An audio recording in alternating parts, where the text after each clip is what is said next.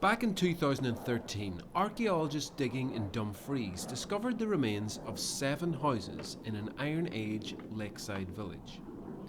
The wetland has acted like a time capsule to preserve the design of these buildings for 2,000 years. The team is now back to find out how these houses were constructed and how people lived here.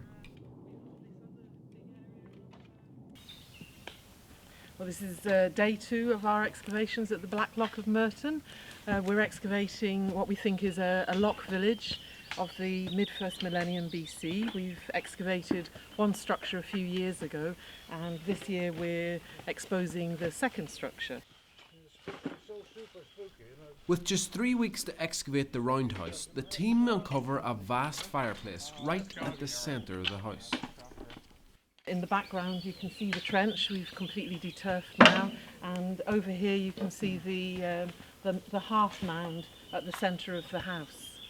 Behind me we have big spreads of stone, which we think may be a wall circling the hearth.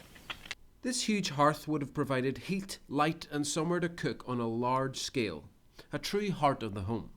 And as the team excavate outwards from the central fireplace, they are astounded by the preservation of the 7-metre wide roundhouse. This is really exciting. We've dug a trench out from the hearth out towards what we thought was the entrance to the structure, and we're beginning to come down on timbers.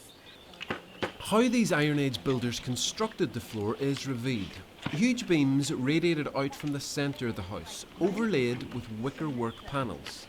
And on top of that, they are amazed to uncover an early form of carpet. This is for the television, apparently. Okay. In this area, we've not uncovered the wicker screens yet, because lying over it, we've got very well preserved compressed plant litter flooring. And this is the sort of knobbly, shiny surface that you can see all over this area here.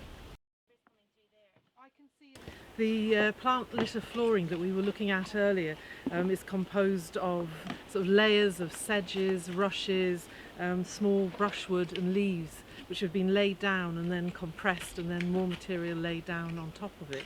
And I have some lumps here.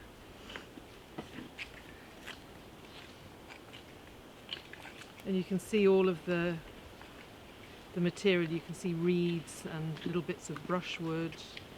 This soft leafy layer would have made the floor more comfortable to sit on and provided much needed insulation. On day 9 of the dig, the team hit on the outside wall of the house, a huge circle of short oak planks. And do you want to do a little description of it?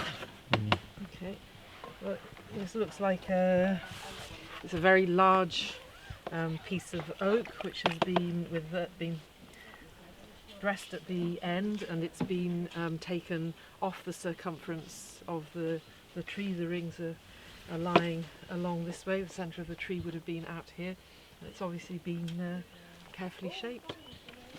Anne makes a final important discovery on the last day of the dig, the Iron Age secret to building successfully on soaking marshland.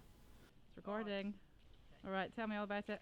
In the last few hours of the excavation, we find this stupendous structure. It seems to be the substructure on which part of the house is based, and as far as we can see, they're laying down very large non-oak logs in parallel, and then putting large logs at right angles to those on top.